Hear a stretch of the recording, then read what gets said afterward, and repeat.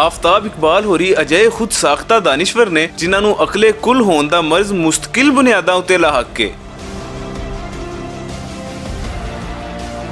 मौसूफ रौनक भरे लहजे विच दूजियां दी तौहीन करदियां हुण पागलपुने दी उस हद तक आन पहुंचे ने कि पाकिस्तान बनाउण दी तहरीक बारे भी ऑल फोल बकदे रहंदे ने। इस तकसीम के पीछे ये जो वर्ल्ड पावर्स थी ना उस वक्त की, उनकी ख्वाहिश थी कि बाहर सूरत फौरी तौर पर एक आइडियोलॉजिकल स्टेट मजहब के नाम पर बन जाए, वरना रशिया चढ़ दौड़ेगा, सोवियत यूनियन टेक ओवर कर लेगा इस पूरे इलाके को। गुरबत ज़दा इलाका ही है। गल इत्थों तिकर ही रहिंदी ते शायद मामला ठप्पिया जांदा, पर अकल दे ए सन्ने ने आज़ादी दे मुजाहिदा दीआं कुर्बानियां दा मजाक उड़ाउंदिआं इत्थों तिकर बकवास कीती कि पाकिस्तान दा बनना किसी तहरीक दी बजाय CIA ते MI6 दी साजिश सी।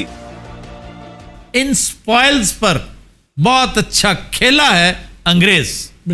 मैं समझता हूं इस मुल्क को बनाने में MI6 और CIA दोनों का रोल था। मैं समझता हूं इस मुल्क को बनाने में MI6 और CIA दोनों का रोल था। मैं समझता हूं इस मुल्क को बनाने में MI6 और CIA दोनों का रोल था। झूठी दानिशवरी दे मर्ज विच मुबतला अजय दानिशवरां दे प्रोग्रामां उत्ते पाबंदी ते इन्हां दे नफसियाती मर्जां दा इलाज हुण वेले दी लोड़ है।